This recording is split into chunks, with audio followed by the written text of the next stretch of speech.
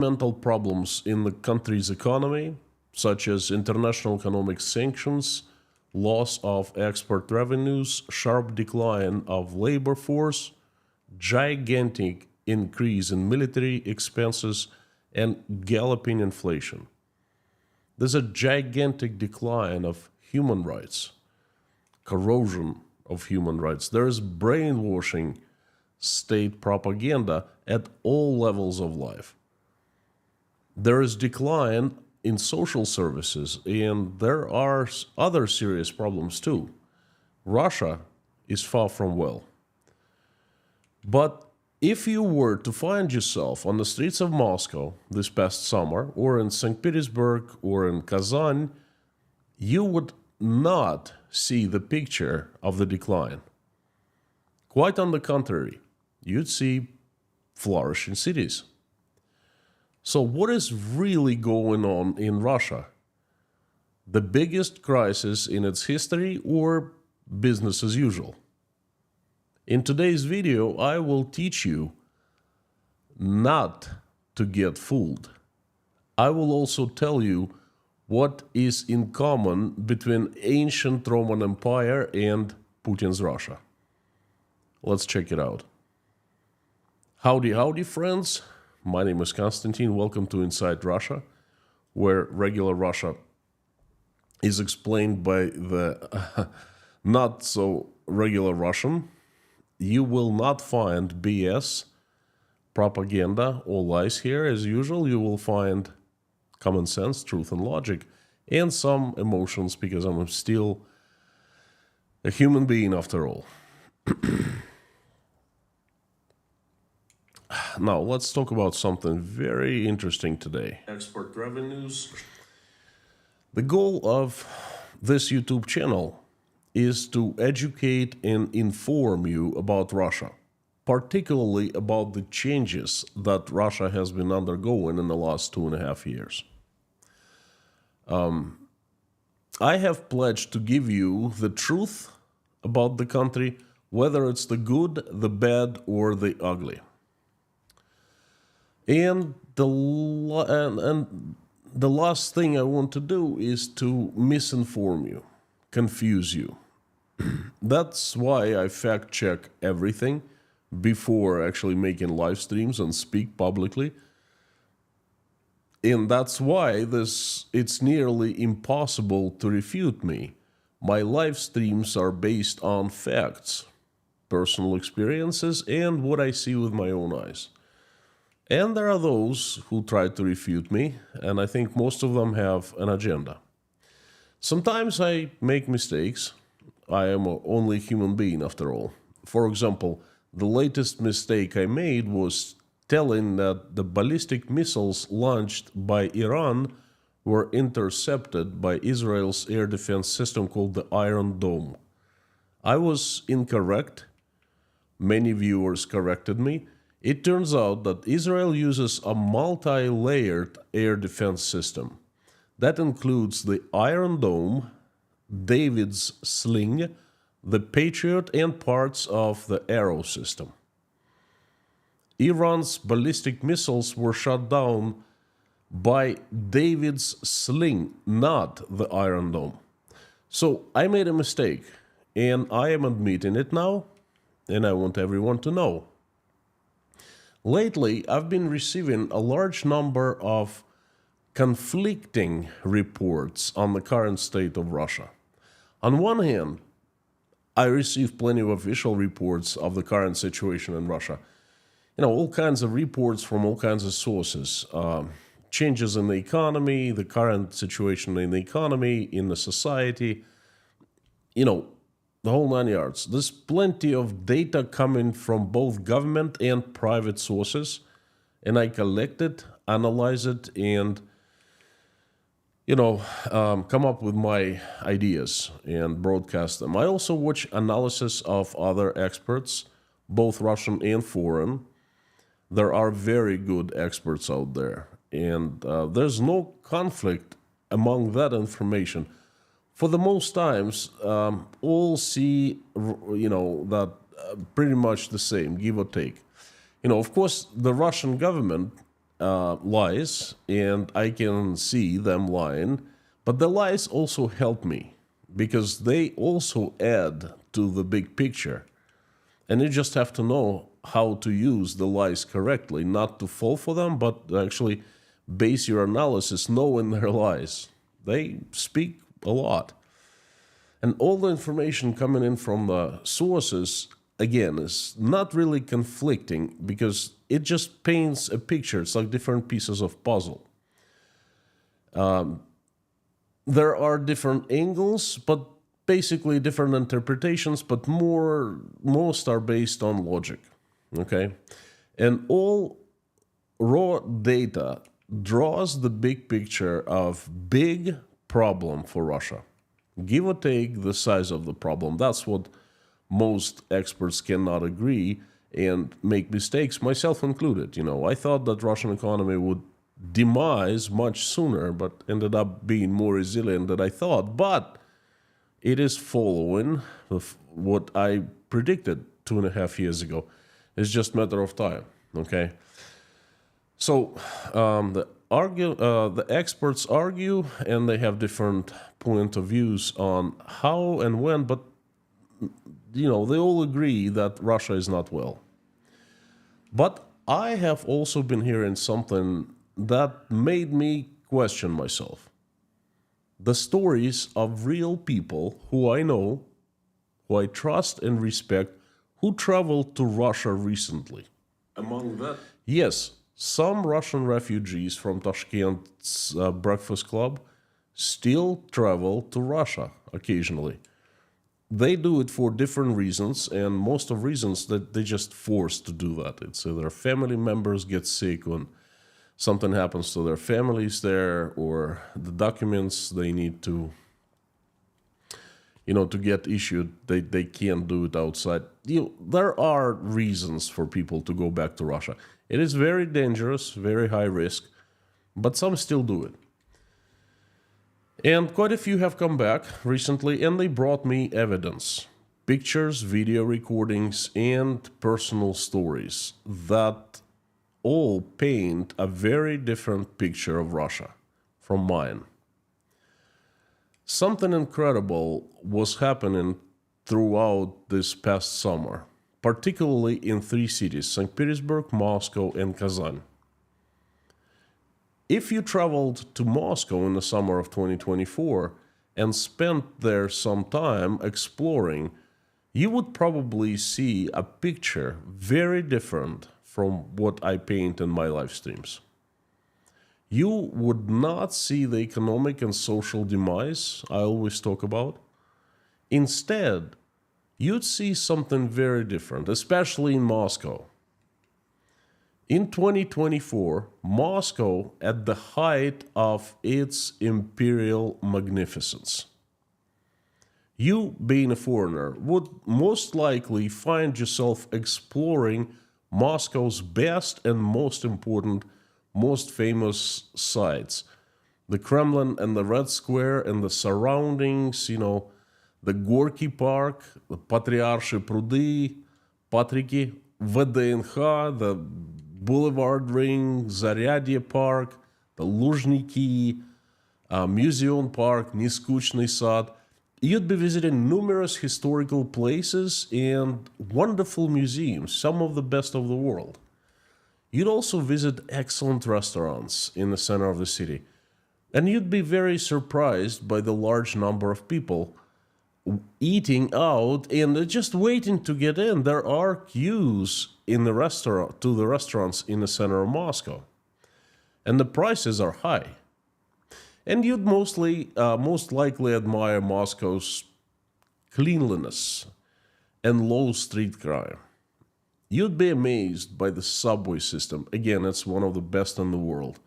And you'd probably stop by the food stores, there are plenty of them, and by the shopping malls in the center of the city, such as Охотный ряд, such as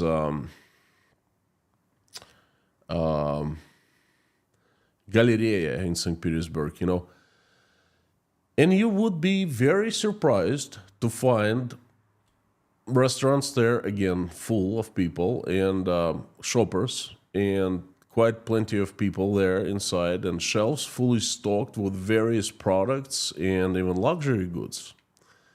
Hey, go to Tsum in Moscow and see for yourself that you can buy everything you could before the war. And on top of everything, it's like a cherry on top of the cake, you would find yourself being entertained.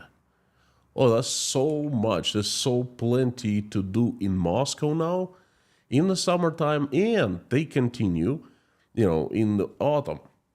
Let's just take first 3 weeks of October.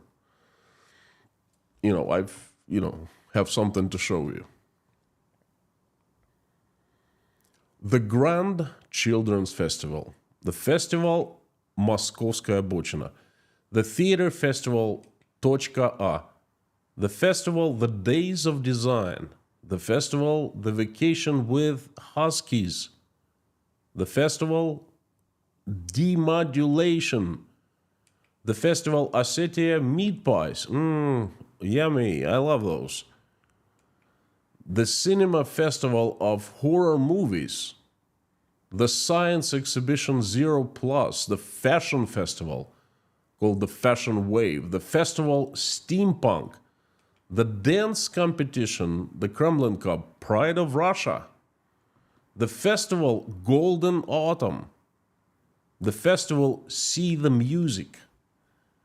Some festivals are big, some small, but this is just 3 weeks in October, first 3 weeks. Something keeps happening every single day.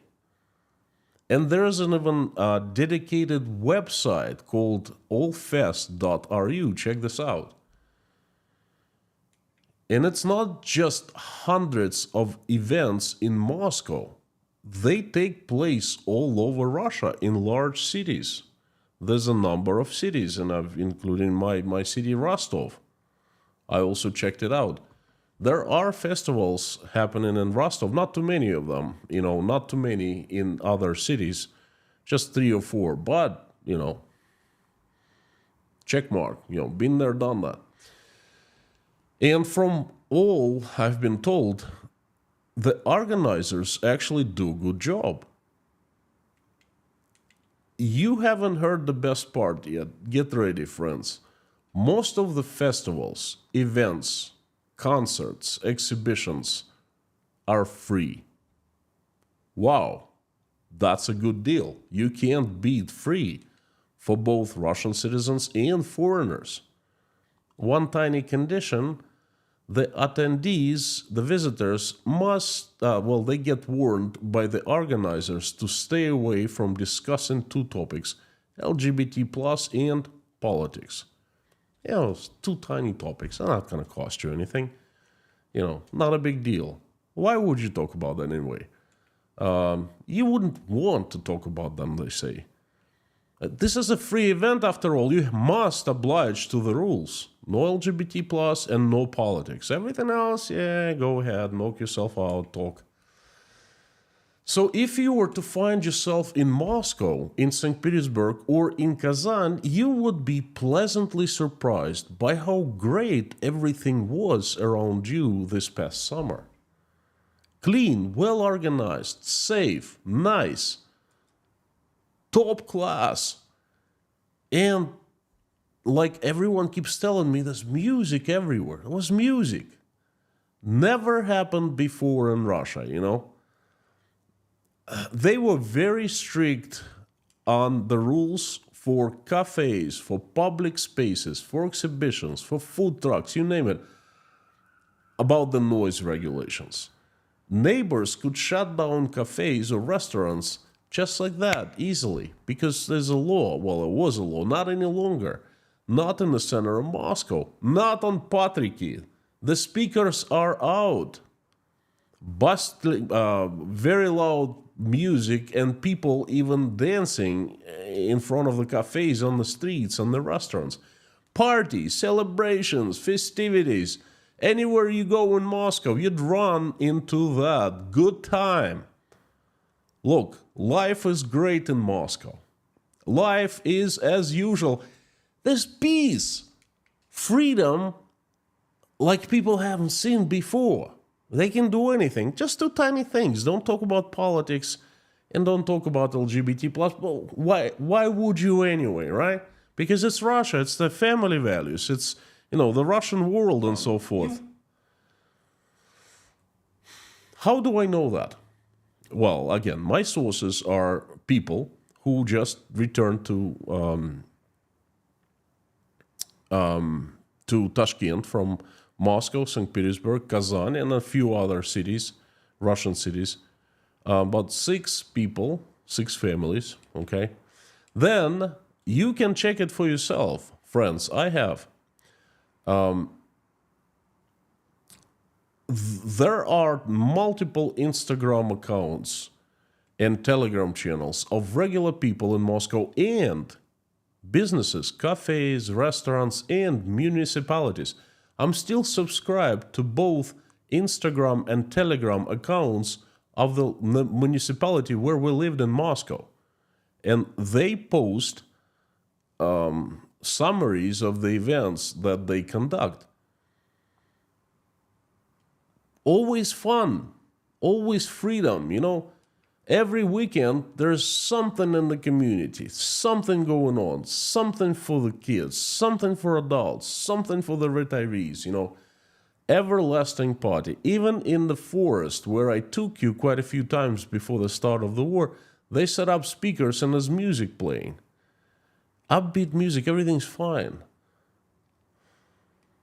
And then there are both Russians and foreigners with cameras. YouTube is full of films. Australians, Canadians, Europeans, Americans come to Russia, to Moscow mostly, and film. And they're amazed, and they share their amazements. They say, well, we're in Moscow just passing by for a few weeks or for a couple of months, and we're amazed. There's nothing like they tell us on the TV at home, and nothing like Konstantin is telling us at his channel Inside Russia, okay?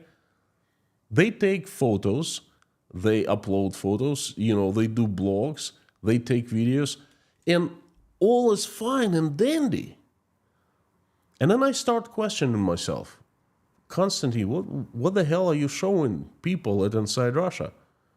Your Russia is falling apart. It's bleak, dark, aggressive, passive, and it has no future.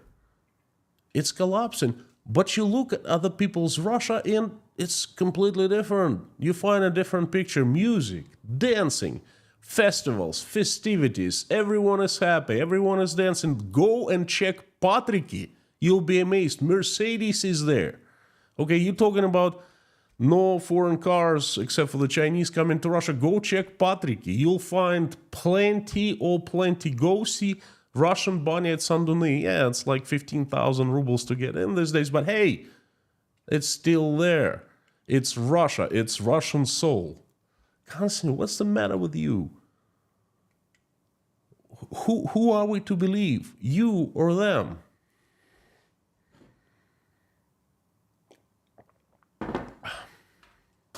Well, I've given it a thought.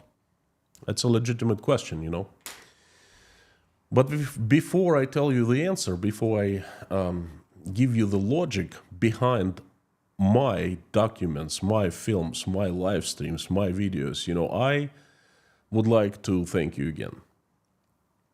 This is very important for me.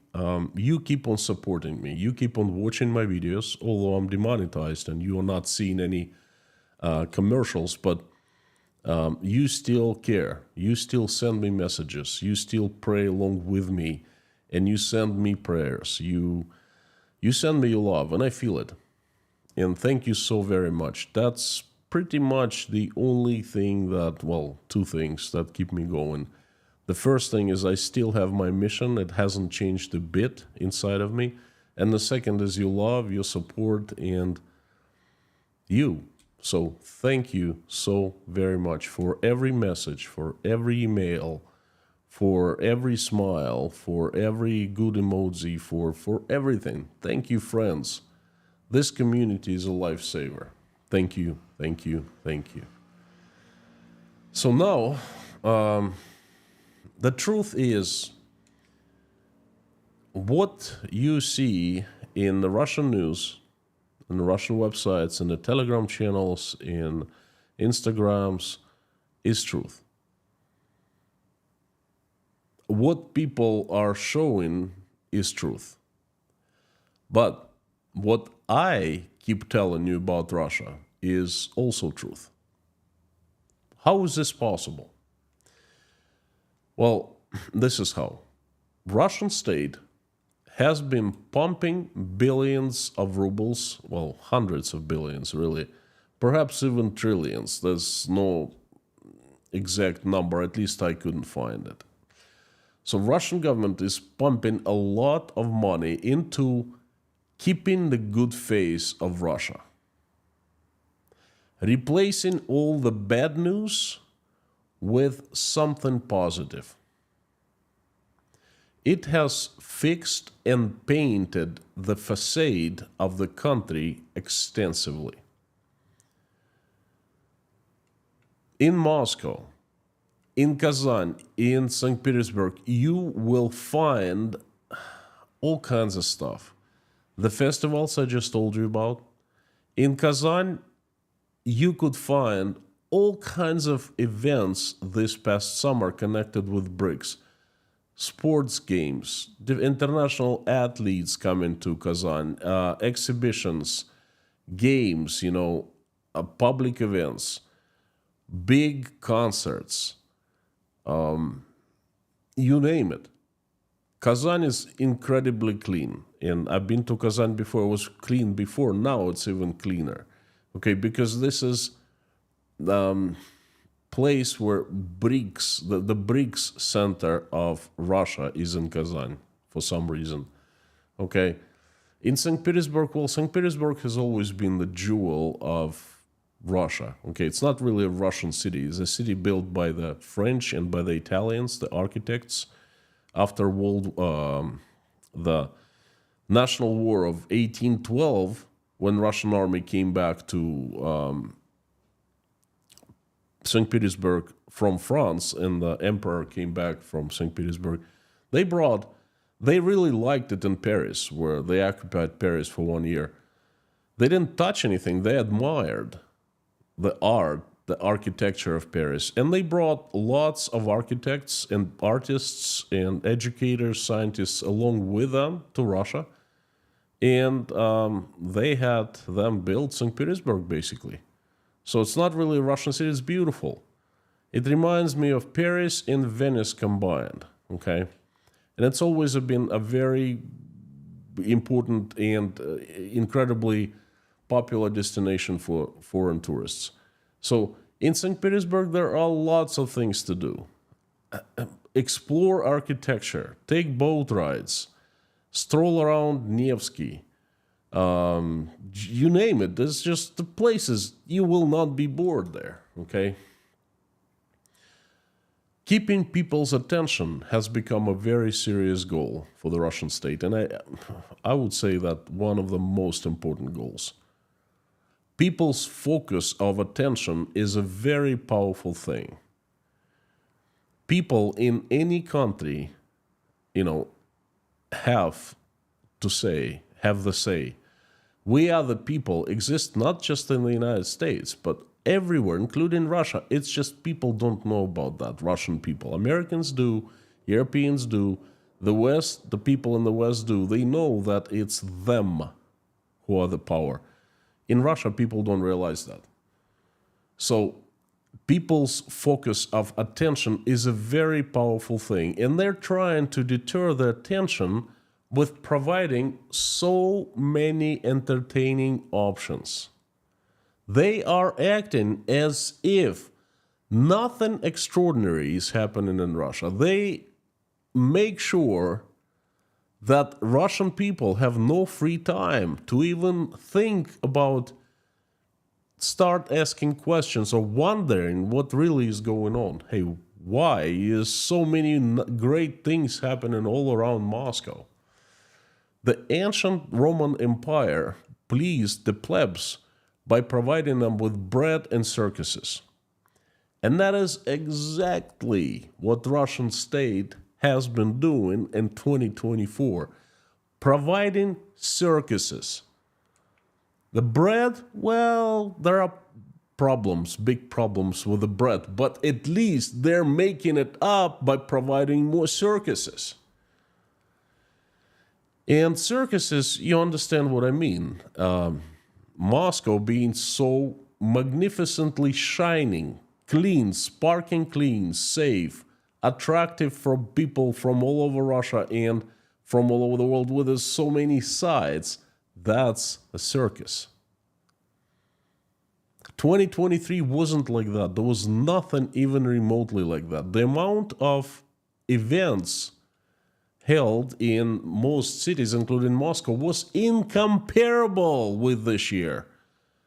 2024, especially summer, was just one big party, a record. The Olympics of cucumber crust that was happening in Russia, when in France there was a real Olympics happening. Well, Russia was kicked out of the Olympics and they didn't want Russians to remember that, so they gave them so many things to do. The Olympics of, when you bite on the cucumber, they made a competition which sound of cracking cucumber is better, The exhibition of antique tramways, right? Trams in Moscow. Street exhibitions, municipalities events, party, a record party, a record money amount spent for, I don't even know how to call it, circuses. It actually proves my point that I make, that Russia is in huge decline. If all were more or less well, why would they organize such record number of events? I don't remember this ever in Russia. Why? Why would they? These events are costly to organize, and there's a very little result. There's very little long-lasting result on the population. To please people today, but trust me, Muscovites don't need that many events because they like to vacation in the summertime. They like to go to their dachas. They like to fly to the seasides, These events are very costly to organize and actually very difficult to execute. Natasha was in business of executing events like that for so many years in the past, and we discussed it. You have to really work hard. So why the Russian state is going extra mile in 2024? Exactly for that. To cover up problems. To show the Russians and the world and the foreigners, to show you that Russia is well, that everything is fine, that Russia has withstood all the sanctions, and despite all this economic pressure, despite all this, stand with the West, despite the war with Ukraine, Russia is not only doing magnificently, it is throwing out parties, There are a few questions I ask people when they tell me about how everything nice in Moscow these days, I ask a few questions and they act as a litmus test. For example, how many Russian men have been killed in Ukraine? How many Ukrainians have been killed by Russian men in Ukraine? How many Ukrainian cities have been completely destroyed? What's going on in Kursk exactly right now? Is Russian army there protecting people? How about 250,000 refugees, Russian refugees from Kursk province, scattered all over Russia, left on their own? Why hasn't Russian army taken Kursk province back so far? And it's been 2 months. What do you think of food prices at your local store when you go shopping these days? And if it's a businessman, business person I speak to, I ask, how many open vacancies do you have unfilled right now? Are your taxes to increase in 2024? What do you think about that? What interest rate are you paying at your bank loan right now, for your bank loan right now? And questions like this. And guess what? Every time I start asking questions, people either cannot answer me or they start avoiding the questions. They start shutting me down. When I was on my last vacation among Russians, I asked these questions. None of them answered me. None.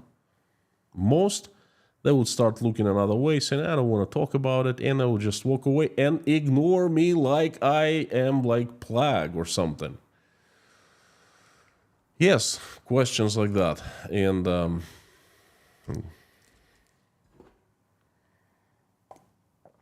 by the way, events like that, things that happen in Russia, I carefully select 9 things that I find important, and I make news about them along with my commentary and analysis available to patrons at patreon.com.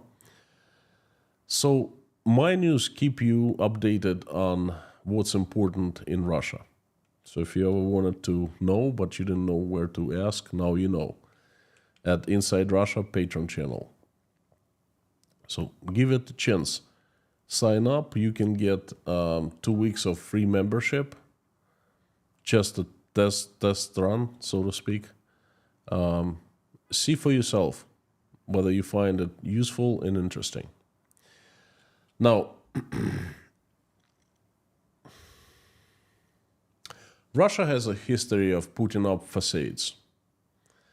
There were facades in Russian Empire hundreds of years ago.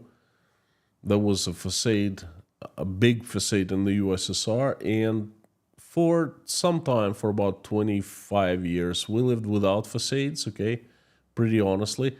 But now we are having the biggest facade built that the Russia has ever seen in its history. There is even a term coined in Russia for this. It's called Potemkinskие деревни. Okay, Potemkin villages. One of our Russian empresses was traveling through a village, and the owner of the village, the slave owner, Count Potemkin, decided to please her side. So he built lots of facades, and there was nothing behind them. And when she looked, she said, well, look, you're doing a great job managing your assets, managing your, belongings, lands, and villages, and she rewarded him. Potemkinskие деревни, remember that term. And this is what's happening right now in Moscow, in St. Petersburg, in Kazan, and in other cities. Because behind the facade, things are not well. There is the bitter truth for the Russian government and for the Russian people. Oh boy, Russian people, they are being lied and they're being set up for probably their biggest tragedy of their lives, okay? So the bitter truth is this facade will go soon. It is not sustainable. To keep it up, you need money, lots of money, and Russia does not have money. Every single spare ruble it has, it throws to the war economy now to build more missiles, ammo, guns, and armor. So that's not gonna last. That's not sustainable. So I ask myself this question, is Russia in crisis, or is everything fine in Russia? Business as usual.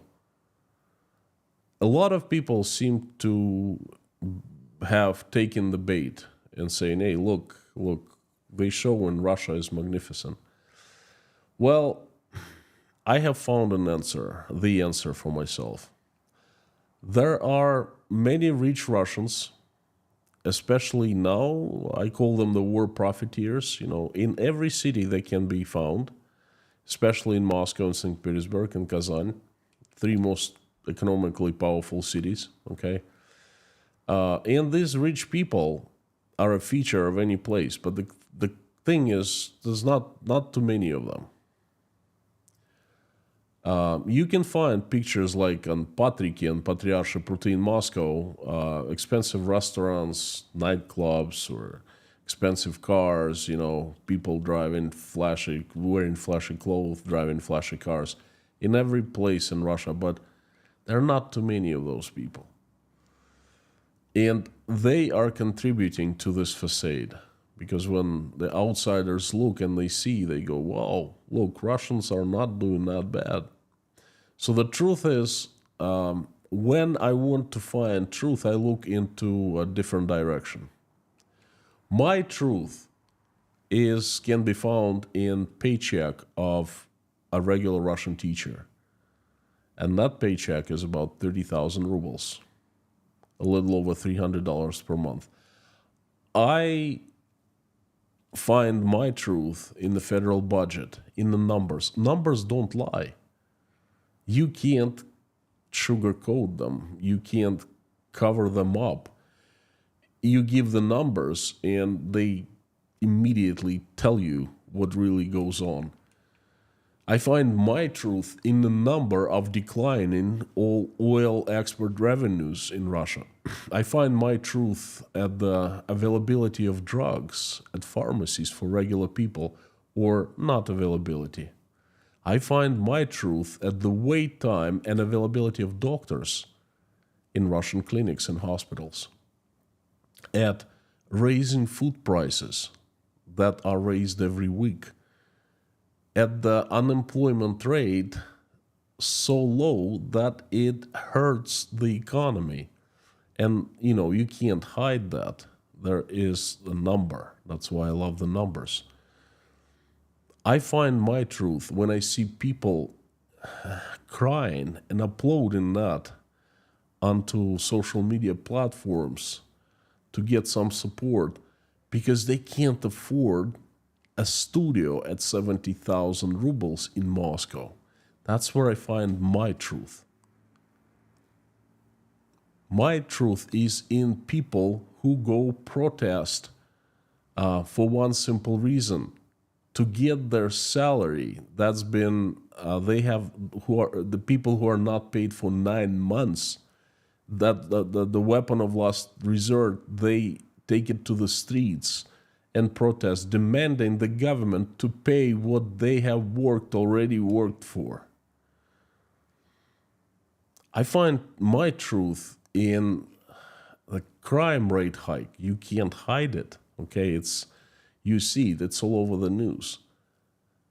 I find my truth, of course, in Ukraine, in what Russia is doing in Ukraine.